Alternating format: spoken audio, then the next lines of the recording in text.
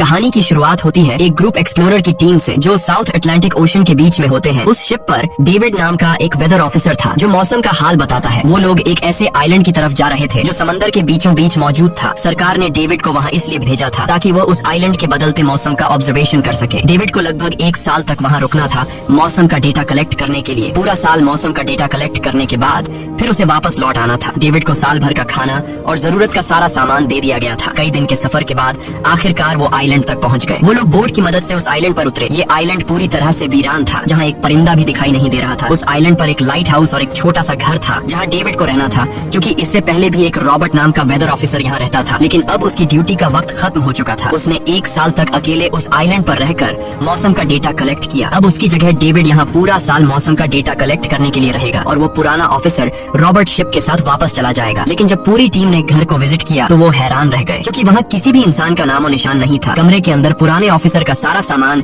यहाँ वहाँ बिखरा पड़ा था। जिसके बाद कैप्टन और डेविड ने सोचा कि शायद लाइट हाउस में कोई हो सकता है। कैप्टन और डेविड बिना वक्त गंवाए लाइट हाउस की तरफ बढ़ते हैं और वो सब वहाँ एक अजीब नजारा देखते हैं। वो देखते हैं कि पूरा लाइट हाउस तेज और नुकीले लकड़ियों से घिरा हुआ था, जैसे किसी ने जानबूझकर उसे बंद कर दिया हो ताकि कोई भी अंदर न जा सके। जिसके बाद कैप्टन और डेविड ने लाइट हाउस का गेट कई बार नॉक किया, लेकिन अंदर से कोई रिस्पॉन्स नहीं मिला। आखिर में उन्होंने गेट को जोर से धक्का दिया और अंदर घुस गए। लाइट हाउस के अंदर उन्हें एक आदमी मिला जिसका नाम ग्रूनर था। जब उन्होंने ग्रूनर से पुराने वेदर ऑफिसर रॉबर्ट के बारे में पूछा तो उसने जवाब दिया कि वो तो मर गया है। वो समंदर की तरफ गया लेकिन दोबारा कभी लौटकर वापस नहीं आया। ग्रूनर की बातें सुनकर डेविड और कैप्टन दोनों चौंक गए। ये सब सुनने के बाद कैप्टन ने डेविड से कहा, अगर तुम अब भी चाहो तो हमारे साथ वापस चल सकते हो। लेकिन डेविड ने वापस जाने से इनकार कर दिया। डेविड ने सोचा अगर वो सरकार को उस आइलैंड का एक्यूरेट वेदर रिपोर्ट दे पाया तो उसे काफी मोटी रकम मिल सकती है। जिसके बाद कैप्टन ने उसे एक गन दी खुद की प्रोटेक्शन के लिए और कैप्टन ने डेविड से कहा कि ये जगह मुझे सेफ नहीं दिखाई दे रही, अपना ख्याल रखना। इसके बाद उसे वहीं पर छोड़कर वो सब वापस चल दिए और अब ये दोबारा वापस 1 साल बाद आएंगे। कैप्टन के जाने के बाद डेविड ने घर को थोड़ा सेटल किया, रहने के काबिल बनाया। रात होने के बाद उसे ड्रॉर में एक डायरी मिली जो पुराने वेदर ऑफिसर रॉबर्ट की थी। उस डायरी में आइलैंड के बारे में बहुत कुछ लिखा था। डायरी में एक मिस्टीरियस क्रीचर के बारे में कुछ बातें लिखी गई थी, लेकिन सब कुछ साफ नहीं था, कुछ बातें अधूरी थी। डेविड हर लाइन को ध्यान से पढ़ता गया। उस डायरी में कुछ अजीब तरह के जानवरों के स्केचेस भी बने थे। डेविड को समझ नहीं आया उसने ऐसी पिक्चर्स क्यों बनाई थी। शायद वो अकेला था और टाइम पास के लिए ऐसा किया होगा। डायरी के एक पेज पर पुराने ऑफिसर के वाइफ की फोटो भी लगी थी। डेविड वह डायरी पढ़ते पढ़ते थक गया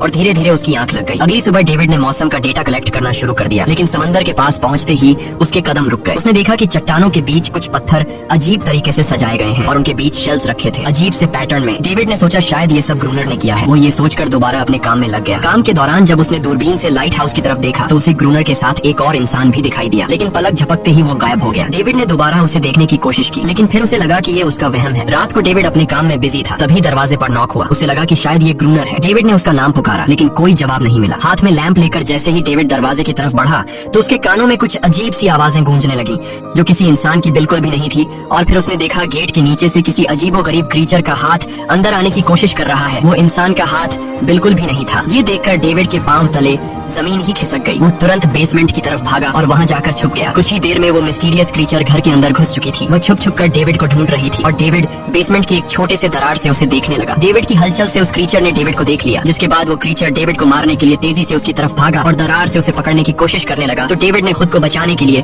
फौरन चाकू उठाकर उसकी आंख में दे मारा। वो क्रीचर चीख के भाग गई, लेकिन वो कभी भी वापस आ सकती थी। और डेविड के दिमाग में ये बात कंफर्म हो गई कि जो डायरी में क्रीचर के बारे में बात लिखी थी वह सच है। डर के मारे वो पूरी रात सो न सका। अगली सुबह जब डेविड घर से बाहर गया तो उसने रेत पर कुछ पैरों के निशान देखे जो किसी इंसान के बिल्कुल भी नहीं थे। वो निशान सीधे समंदर की तरफ जाकर खत्म हो गए थे। अब डेविड को सब समझ आ गया था कि क्यों ग्रूनर ने लाइट हाउस के चारों ओर नुकीली लकड़ियां लगाई हैं। अब डेविड जान गया कि अगर मैं इस घर में रहूंगा तो वो क्रीचर मुझे कभी भी मार सकते हैं। डर के मारे डेविड लाइट हाउस की तरफ दौड़ता है और ग्रूनर को चिल्लाकर कहता है, गेट खोलो, मुझे अंदर आना है। लेकिन ग्रूनर उसे अंदर नहीं आने देता और कहता है, तुझे शिप के साथ लौट जाना चाहिए था। डेविड निराश होकर वापस लौटता है, क्योंकि ग्रूनर उसे लाइट हाउस के करीब भी नहीं देखना चाहता था। वो उसके ऊपर पानी गिराकर उसे दूर जाने को कहता है। अब उसे खुद ही कुछ करना होगा। उसने घर की हर एक विंडो को लकड़ी से बंद कर दिया, चारों तरफ नुकीली लकड़ियों से घेरा बनाया और गेट के बाहर पुराने कागज और किताबें रखी। फिर उन पर तेल छिड़क दिया ताकि अगर वो क्रीचर वापस आए तो उसे आग से डराकर भगाया जा सके। लेकिन एक बात थी जो डेविड अब तक नहीं जानता था और ये बात उसे आज रात पता चलने वाली थी। खुशकिस्मती से उसे घर के अंदर एक पुराना बॉक्स मिला। उस बॉक्स में एक गन थी और बहुत सारी बुलेट्स। ये देखकर उसे जिंदा रहने की थोड़ी सी उम्मीद मिली। जैसे जैसे सूरज ढलने लगा डेविड के दिल में डर बढ़ने लगा। कुछ ही देर में चारों तरफ रात का अंधेरा छा गया। डेविड गन हाथ में लिए घर के एक कोने में चुपचाप बैठा था। उसकी दिल की धड़कनें तेज थीं। तभी एक अजीब आवाज सुनाई दी और जब डेविड ने खिड़की से छुपकर समंदर की तरफ देखा तो जैसे उसके पैरों के नीचे से जमीन ही खिसक गई। उसने देखा कि सिर्फ एक नहीं बल्कि पानी में से कई सारी वही अजीबोगरीब क्रीचर्स उसकी तरफ बढ़ रही हैं। कुछ ही देर में वो सब इकट्ठा होकर कमरे का गेट तोड़ने की कोशिश करने लगे। डेविड ने तुरंत तुरंत गोलियां चलानी शुरू की, जिनमें से कुछ क्रीचर्स गिरकर मर गए। डेविड को लगा कि गोली की आवाज सुनने के बाद वो डरकर भाग जाएंगे, लेकिन अपने साथियों को मरता हुआ देखकर वो और भी ज्यादा गुस्सा हो गए। तब डेविड प्लान बी अपनाते हुए गेट के बाहर रखे कागजों और पुरानी किताबों को आग लगा देता है। आग देखकर वो क्रीचर्स डर के मारे वापस समंदर में लौट गए, लेकिन अब वही आग डेविड के घर तक पहुंच चुकी थी। घर के दरवाजे ने आग पकड़ ली और धीरे धीरे फैलने लगी, क्योंकि पूरा घर लकड़ी का बना हुआ था। डेविड ने तुरंत एक चादर में खुद को लपेटकर अपनी जान बचाई और बाहर निकलकर लाइट हाउस के पास एक बड़े पत्थर के पीछे छुप गया। क्रीचर्स को शूट करते वक्त डेविड के हाथ में काफी गहरी चोट भी आई। तभी अचानक तेज बारिश शुरू हो गई। आग धीरे धीरे बुझने लगी, लेकिन पूरी रात की बारिश के बाद भी सुबह तक डेविड अपना घर नहीं बचा पाया। पूरा घर जलकर लगभग राख हो चुका था। अब अगर डेविड को जिंदा रहना है तो उसे लाइट हाउस में पनाह लेनी होगी। उसने अपनी राइफल उठाई और लाइट हाउस के पास के पत्थरों के बीच छुप गया और इंतजार करने लगा कि कब ग्रूनर पानी भरने आएगा। जब ग्रूनर पानी भरने के लिए लाइट हाउस से बाहर निकला तो डेविड उसके पीछे पीछे चल दिया, लेकिन तभी अचानक एक अजीब सा क्रीचर जो ग्रूनर के पास ही था उसने डेविड पर हमला कर दिया। लेकिन किसी तरह करके डेविड ने उसे काबू कर लिया। वो क्रीचर ग्रूनर का रक्षक था। जब वह उसे शूट करने वाला था तो ग्रूनर ने तुरंत डेविड को रोका और कहा, रुक जाओ, ये मेरा पालतू है। डेविड ने गोली नहीं चलाई और मौके का फायदा उठाते हुए उसने ग्रूनर के साथ एक शर्त रखी, अगर इस क्रीचर को जिंदा रखना है तो मुझे लाइट हाउस में रहने दिया जाए, नहीं तो मैं इसे मार दूंगा। जिसके बाद ग्रूनर ने हाँ कर दी, क्योंकि डेविड के पास ढेर सारा खाना और गन पाउडर था। शाम होने से पहले दोनों बचा हुआ खाना लेकर लाइट हाउस लौट आए और वो दोनों आराम से सो गए। अगली सुबह वो क्रीचर चुपचाप डेविड का हाथ चाट रहा था। जब डेविड नींद से जागा तो उसने देखा कि इस क्रीचर के चाटने की वजह से उसका हाथ पूरी तरह से ठीक हो चुका है। ये सब देखकर डेविड हैरान हुआ। डेविड अब क्रोनर से इस क्रीचर के बारे में और जानना चाहता था और फिर ये सब दुनिया के सामने लाना चाहता था, क्योंकि ये किसी जादू से कम नहीं था। डेविड ने सोचा, अगर इस क्रीचर का राज दुनिया के सामने हम लाते हैं तो डेविड और क्रोनर दोनों बहुत सारा पैसा और नाम कमा लेंगे। लेकिन क्रोनर को ये सब नहीं चाहिए था। वो इस आइलैंड से कहीं नहीं जाना चाहता था। क्रोनर का अब इस दुनिया में कोई नहीं बचा था। उसके लिए ये आइलैंड परफेक्ट था, जहाँ वो अपने आप को एक किंग समझता था और अपनी मर्जी का मालिक। इसी वजह से उसने आइलैंड के कई हिस्सों में लिख दिया था, क्रोनर यहाँ का बादशाह है। लेकिन डेविड को ये समझ नहीं आ रहा था कि ये अजीब सी क्रीचर क्रोनर की फालतू कैसे बनी। तो क्रोनर ने बताया कि एक बार क्रोनर ने उसकी जान बचाई थी। वो गलती से उसके फिशिंग नेट में फंस गई थी। तब ये क्रीचर छोटी थी और उस दिन के बाद से वो क्रोनर के साथ ही रह गई। उसकी हर बात माननी शुरू कर दी। लेकिन क्रोनर एक सख्त इंसान था। वो इस क्रीचर के साथ बहुत बुरा बर्ताव करता था। क्रोनर हर दिन इस क्रीचर के साथ फिजिकल रिलेशन रखता था। क्रोनर ने बताया कि एक बार इस क्रीचर ने मुझ पर हमला भी किया था और उसके बदले में क्रोनर ने उसे ऐसी सजा दी कि उस सजा के बाद वो क्रीचर अपने आप को क्रोनर की गुलाम समझने लगी। और आप सभी समझ गए होंगे कि हर रात वो क्रीचर समुद्र से बाहर क्यों आते हैं। वो सभी इसलिए आते हैं ताकि अपने साथी को क्रोनर से छुड़वाकर वापस ले जाए। लेकिन क्रोनर ऐसा नहीं होने देता। वो क्रीचर्स दिन के उजाले में अटैक नहीं कर सकते, क्योंकि सूरज की रोशनी उनकी स्किन जला देती है। डेविड अब यहाँ और नहीं रहना चाहता था। वो किसी तरह से आइलैंड से अपनी जान छुड़ाना चाहता था। खैर, शाम होने लगी और क्रोनर ने उससे कहा, गन लेकर रेडी हो जाओ, क्योंकि वो क्रीचर्स कभी भी हमला कर सकते हैं। वो लाइट हाउस की लाइट ऑन करने के लिए तैयार हो गए और कुछ ही देर में समुद्र से बड़ी संख्या में क्रीचर्स निकलकर बाहर आ गए। वो लाइट हाउस की तरफ बढ़ते जा रहे थे। क्रोनर उन पर लगातार फायर करता जा रहा था, लेकिन डेविड पूरी तरह से डर गया था। वो लाइट हाउस के अंदर की तरफ आने लगा। क्रोनर के बार बार कहने के बावजूद वो बस एक कोने में चुपचाप बैठा रहा और कुछ ही देर में डेविड बेहोश हो गया। क्रोनर पूरी रात अकेला इन क्रीचर्स से लड़ता रहा। अगली सुबह क्रोनर ने गुस्से में डेविड के मुंह पर पानी डालकर उसे उठाया और कहा, अगर तुम्हें जिंदा रहना है तो इनकी जान लेनी होगी, नहीं तो तुम्हें लाइट हाउस से निकाल दिया जाएगा और तुम्हें मेरी हर बात माननी होगी। रोजाना पानी भरकर लाना, लाइट हाउस के छोटे बड़े काम करना और रात को मेरे साथ गार्ड ड्यूटी भी करनी होगी। अब डेविड के पास दूसरा कोई ऑप्शन नहीं था। इसी वजह से ये सब करना उसकी मजबूरी बन गया। डेविड अब क्रोनर की हर बात मानने लगा। लेकिन एक चीज थी जो उसे बिल्कुल भी पसंद नहीं आई। वो ये थी कि हर रोज उस फीमेल क्रीचर को अलग अलग तरीकों से फिजिकली टॉर्चर करना। रात होती है, दोनों फिर से गार्ड ड्यूटी के लिए तैयार हो जाते हैं और एक बार फिर वो क्रीचर समुद्र से निकलकर बाहर आते हैं। लेकिन आज डेविड को डर नहीं लग रहा था। उसने क्रीचर पर फायरिंग शुरू की, मगर आज क्रोनर कुछ भी नहीं कर रहा था। वो डेविड को बाहर छोड़कर लाइट हाउस का गेट बंद कर देता है और खुद चुपचाप अंदर बैठ जाता है, ताकि डेविड खुद सीख सके कि इन क्रीचर से कैसे लड़ा जाता है। इसी तरह डेविड को लड़ते लड़ते वो रात कट जाती है और सुबह हो जाती है। सुबह क्रोनर ने देखा कि डेविड लाइट हाउस के गेट के बाहर खून में लथपथ बैठा था। अब उसने सीख लिया था कि इन क्रीचर से कैसे लड़ना है। इसी तरह समय गुजरता गया, रातों को इन क्रीचर से लड़ते हुए और दिन भर क्रोनर के लाइट हाउस के काम संभालते हुए। ये आइलैंड अब उसके लिए एक बंद घर जैसा हो गया था। वो हर वक्त सोचता रहता था कि कब ये जगह छोड़कर आजादी की सांस लेगा। समय के साथ साथ डेविड का उस फीमेल क्रीचर के साथ एक अजीब सी दोस्ती बन गई थी। डेविड को उसके लिए अब बुरा लगने लगा था। अब उसे समझ आया कि अपने लोगों को छोड़कर अकेला रहना कितना मुश्किल होता है। शायद वो क्रीचर भी कुछ ऐसा ही महसूस करती थी। डेविड ने उस क्रीचर को एक नाम भी दिया, अनारियस। इसी तरह से दिन गुजरते गए और फिर एक दिन उन्होंने देखा कि इन क्रीचर्स के अटैक्स धीरे धीरे कम हो रहे हैं। डेविड सोचता है शायद सर्दियों में वो कहीं और चले जाते हैं, या फिर शायद उन्हें समझ आ गया था कि इन दोनों से लड़कर कुछ हासिल नहीं होगा। लेकिन क्रोनर ने उससे कहा कि ऐसा बिल्कुल नहीं है, वो फिर से अटैक करेंगे। अब वो अपनी संख्या बढ़ा रहे हैं। कुछ और दिन ऐसे ही गुजर गए। एक रात डिनर के बाद क्रोनर और डेविड ने टाइम पास के लिए चेस खेलना शुरू किया। लेकिन यहीं पर क्रोनर से एक बड़ी गलती हो गई। वो दोनों खेल में इतने उलझ गए कि लाइट हाउस की लाइट्स ऑन करना ही भूल गए। अंधेरे का फायदा उठाकर क्रीचर्स ने उन पर अटैक कर दिया। डेविड ने देखा कि क्रीचर्स की संख्या इतनी ज्यादा थी कि दो लोग मिलकर भी ज्यादा देर तक नहीं लड़ सकते थे और इस बार उनके पास कोई प्लानिंग भी नहीं थी। गन्स की बुलेट्स भी ऑलमोस्ट खत्म हो चुकी थी। किसी तरह बचते बचाते वो लाइट हाउस के टॉप तक पहुंच गए। लेकिन इस बीच क्रोनर के पैर में गहरी चोट आ गई। वो क्रीचर्स आज उन पर भारी पड़ गए थे। दोनों को लगा कि आज उनकी मौत पक्की है। लेकिन खुशकिस्मती से सुबह हो गई। जैसे ही सूरज धीरे धीरे धीरे उभरता है।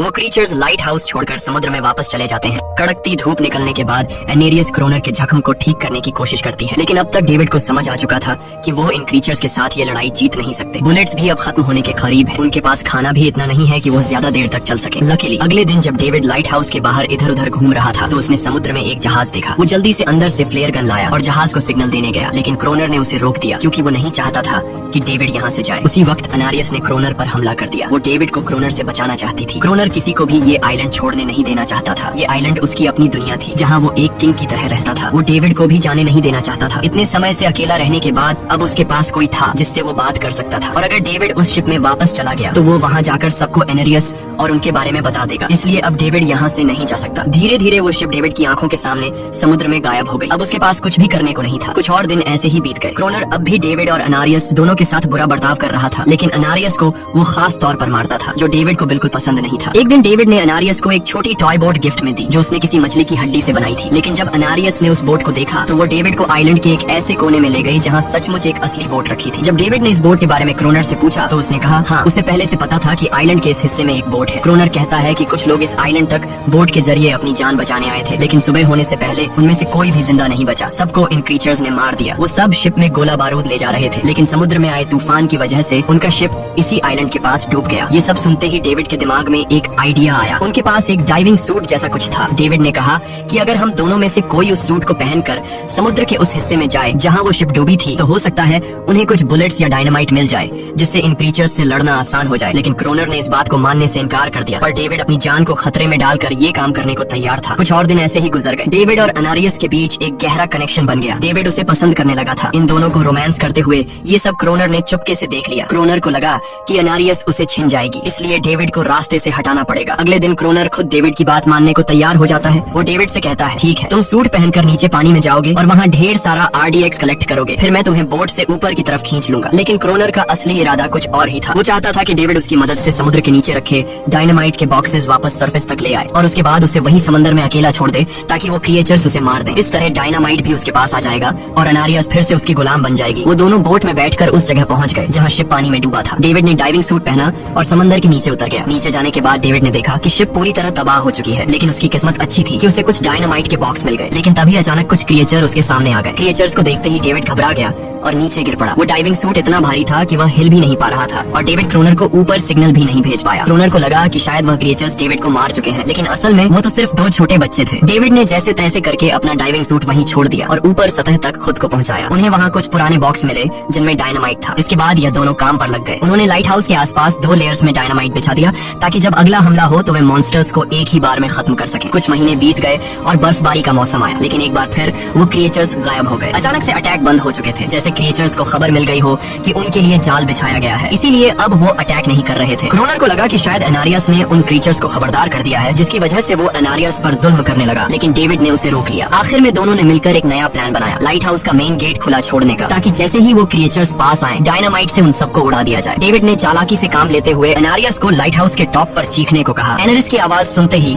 सभी क्रिएचर्स गुस्से से भड़क उठे। क्रिएचर्स ने जब देखा कि लाइट हाउस का मेन गेट खुला हुआ है तो उन्हें लगा कि यह अच्छा मौका है अनारियस को छुड़ाने का, लेकिन असल में यह उनके लिए एक चाल थी। कुछ ही देर में वह क्रिएचर समंदर से बाहर निकलने लगे। वे सीधे मेन गेट की तरफ बढ़े और अंदर घुसते ही डेविड पर हमला कर दिया। डेविड भी हिम्मत दिखाता है और क्रिएचर से जान छुड़ा लेता है। जैसे ही वे सभी क्रिएचर लाइट हाउस के पास पहुंच जाते हैं तो क्रोनर डायनामाइट का लीवर दबा देता है, लेकिन ब्लास्ट नहीं होता। असल में डेविड ने उसका कनेक्शन खोल दिया था और क्रोनर उसे दोबारा लगाना भूल गया था। डेविड तुरंत ऊपर भागता है और डायनामाइट का वायर जोड़ना शुरू करता है। तब तक वो क्रिएचर्स लाइट हाउस पर चढ़ने की कोशिश कर रहे होते हैं, जिन्हें सिर्फ अकेला क्रोनर रोकता है। जैसे ही कनेक्शन पूरा होता है डेविड पहला लेयर उड़ा देता है, जिससे कई क्रिएचर्स ब्लास्ट में खत्म हो जाते हैं, लेकिन अभी भी काफी मॉन्स्टर्स लाइट हाउस पर हमला करने के लिए तैयार होते हैं। इस वजह से क्रोनर दूसरा लेयर भी ब्लास्ट कर देता है। दोनों उस जोरदार धमाके में बेहोश हो जाते हैं। अगली सुबह जब दोनों होश में आए तो उन्होंने देखा कि एनरियस वहाँ नहीं थी। ब्लास्ट में चारों तरफ मरे हुए क्रिएचर्स पड़े थे। क्रोनर उन सबको मार रहा था जो जख्मी हालत में जिंदा बचे थे। तभी डेविड की नजर उनमें से एक के गले में लटके एक नेकलेस पर पड़ी। उस क्रिएचर को तड़पता हुआ देखकर डेविड को उस पर तरस आ जाता है और उसे अपनी गलती का एहसास हो जाता है। जिन क्रिएचर्स को वहाँ अब तक खूंखार समझते आए थे वो भी इंसानों की तरह थे, सिर्फ बोल नहीं सकते थे। लेकिन क्रोनर के लिए यह सब बेकार बातें थी। उस दिन के बाद वह क्रिएचर्स फिर कभी अटैक नहीं कर पाए, लेकिन हर दिन समंदर के किनारे से रोने की आवाजें आती थी। डेविड को अब तक नहीं पता था कि उन्होंने कितना बड़ा नुकसान कर दिया था, कितनी फैमिली टूट गई, कितने बच्चों ने अपने लोग खो दिए सिर्फ एक गलतफहमी की वजह से। अगले दिन डेविड ने समंदर में उन क्रिएचर्स के कुछ छोटे छोटे बच्चों को देखा। वो सब जिन्होंने अपने परिवार खो दिए थे। डेविड ने पत्थरों का एक गोल सर्कल बनाया और उसके बीच में वह छोटी टॉय बोट रख दी ताकि एनरिस उसे देखकर वापस लौट आए। डेविड ने कई घंटे इंतजार किया लेकिन एनरिस कभी वापस नहीं आई। सुबह नींद से जागने के बाद डेविड ने देखा कि क्रोनर सो रहा है। क्रोनर के पास कुछ पुरानी चीजें रखी थी, उनमें एक पुरानी तस्वीर भी थी और जैसे ही डेविड ने उस तस्वीर को देखा वह हैरान रह गया। वह लड़की जिसका फोटो उसने पहले दिन पुराने ऑफिसर रॉबर्ट की डायरी में देखा था वह कोई और नहीं बल्कि क्रोनर की पत्नी थी और फोटो में क्रोनर उसके साथ खड़ा था। असल में 1 साल पहले आए वेदर ऑफिसर रॉबर्ट मरा नहीं बल्कि उसने अपनी पहचान बदल दी थी, यानी क्रोनर ही वेदर ऑफिसर रॉबर्ट है। बस उसने अपना नाम बदल लिया था क्योंकि अब वह कभी इस आइलैंड को छोड़ना नहीं चाहता था। ये सब देखकर डेविड ने भी यह उम्मीद छोड़ दी कि वह कभी इस आइलैंड से जा पाएगा। अगले दिन शाम को जब डेविड समंदर के किनारे गया उसने देखा कि उस सर्कल में रखी छोटी बोट अब वहाँ नहीं थी, लेकिन उसी जगह पर उसने एक क्रीचर का छोटा सा बच्चा देखा जिसके हाथों में वह बोट थी। डेविड ने अपने हाथ में जलती हुई लकड़ी को उस सर्कल के बीच में फेंक दिया ताकि वह दिखा सके कि उसका इरादा लड़ने का नहीं है और उसे किसी को खतरा महसूस न हो। वह उनके साथ दोस्ती करना चाहता था। कुछ ही देर बाद समंदर की लहरों से एनारिस निकलती है और उसके पीछे पूरा क्रीचर्स का ग्रुप भी समंदर से बाहर आता है, लेकिन इस बार कोई भी डेविड पर अटैक नहीं करता क्योंकि वे भी अब शांति चाहते हैं। उनका इरादा सिर्फ एक सुरक्षित जगह पाने का था अपने बच्चों के लिए। लेकिन तभी वहाँ क्रोनर हाथ में बंदूक लिए पहुंच जाता है। क्रोनर को लगता है कि अगर शांति हो गई तो उसे सबसे ऊपर होने का एहसास कैसे होगा। डेविड उसे समझाने की कोशिश करता है कि ये क्रीचर्स लड़ना नहीं चाहते, ये शांति चाहते हैं, लेकिन क्रोनर किसी की नहीं सुनता। वो एनेरियस से चिल्लाकर कहता है अंदर चली जाओ, लेकिन ये पहली बार था कि एनेरियस ने उसकी बात नहीं मानी क्योंकि अब वह उसकी नौकरानी नहीं थी। यह देखकर क्रोनर को लगता है कि अब इस आइलैंड पर उसकी बादशाहत नहीं रही। क्रोनर खुद को अंदर से कमजोर महसूस करने लगता है क्योंकि अब कोई भी उसका हुक्म नहीं मान रहा था। गुस्से में उसने लाइट हाउस की तरफ कदम बढ़ाए। डेविड को लगा शायद क्रोनर को अब समझ आ गया होगा कि हर एक जानवर आजादी चाहता है, कोई भी किसी का गुलाम बनकर नहीं जीना चाहता। लेकिन क्रोनर के सर से बादशाहत का भूत कहाँ उतरने वाला था। जैसे ही वह लाइट हाउस पहुंचा उसने सिग्नल गन से एक फ्लेयर छोड़ी जो सीधा जाकर एक क्रीचर के बच्चे से टकरा गई। उस बच्चे की तुरंत मौत हो गई। सभी क्रीचर्स डर के मारे भाग गए और एनेरियस ने भी डेविड पर अपना पूरा भरोसा खो दिया। गुस्से से पागल डेविड तुरंत लाइट हाउस की तरफ भागता है क्रोनर को सबक सिखाने। डेविड उससे लड़ने लगता है, क्यों किया तूने ये सब? ये लोग तो बस शांति चाहते थे। लेकिन क्रोनर इतना हिंसक हो चुका था कि उसने डेविड को मारने का फैसला कर लिया। वह हाथ में लोहे का रॉड लेकर जैसे ही डेविड पर वार करने जा रहा था डेविड ने उसे उसके असली नाम से पुकारा और कहा, रुक जाओ रॉबर्ट, तुम खूनी नहीं हो। ये सुनकर क्रोनर एकदम रुक गया। असल में रॉबर्ट ऐसा इंसान कभी था ही नहीं। इस आइलैंड पर आने के बाद अकेले रहने की वजह से उसकी मेंटल हेल्थ बिगड़ चुकी थी। अकेलापन, अपनी पत्नी की मौत और गहरा डिप्रेशन, इन सब ने उसे ऐसा बना दिया था। वह असल में कोई किलर नहीं था, वह एक अच्छा इंसान था। क्रोनर को एहसास हुआ कि ये क्रीचर्स कभी लड़ना नहीं चाहते थे, वे बस शांति चाहते थे। क्रोनर ने उन्हें सिर्फ इसलिए मारा ताकि वह खुद को पावरफुल दिखा सके और अब क्रोनर को अपनी गलती का एहसास हो चुका था, इसीलिए उसने खुद को उन क्रीचर्स के सामने सरेंडर कर दिया और कुछ ही पलों में उन्होंने उसे मार दिया। डेविड लाइट हाउस के अंदर खुद को लॉक कर लेता है। समय ऐसे ही बीतता चला जाता है और 1 साल बाद आइलैंड पर एक गवर्नमेंट अफसर आता है, साथ में एक नया वेदर ऑफिसर भी होता है। अब नए गवर्नमेंट अफसर ने इस आइलैंड पर वेदर मॉनिटर की ड्यूटी करनी थी। जब कैप्टन पिछले अफसर के बारे में डेविड से पूछता है तो डेविड भी वही बात करता है कि वह पानी की तरफ गया था लेकिन कभी वापस नहीं आया और वेदर ऑफिसर को भी लगता है कि डेविड ही क्रोनर है। डेविड ने भी उनकी इस गलतफहमी को ठीक नहीं किया। वह चुपचाप बालकनी पर गया और खड़ा हो गया बिना कुछ कहे, क्योंकि अब वह भी इस आइलैंड को छोड़ना नहीं चाहता था, बिल्कुल क्रोनर की तरह। इसी दौरान एनेरिस भी अपने परिवार के साथ खुश थी। अब उन्हें किसी क्रोनर जैसे आदमी का डर नहीं था। अब वे आइलैंड पर भी और समंदर में भी आजादी से जी सकते थे। इसी के साथ कहानी खत्म हो जाती है। अगर वीडियो आपको अच्छी लगी हो तो हमारे चैनल को जरूर सब्सक्राइब कीजिए।